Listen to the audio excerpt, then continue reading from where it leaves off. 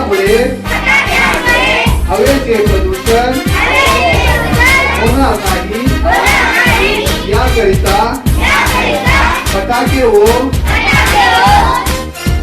प्रदूषण मुक्त दिवाळी साजरी करण्याची आम्ही संकल्प करीत आहोत.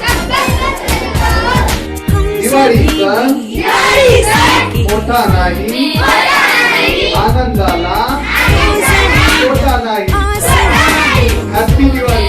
वातावरणात जगण्यासाठी कुठेही पर्यावरणाचा त्रास होणार नाही याची आम्ही दक्षता घेऊ व पर्यावरणाचा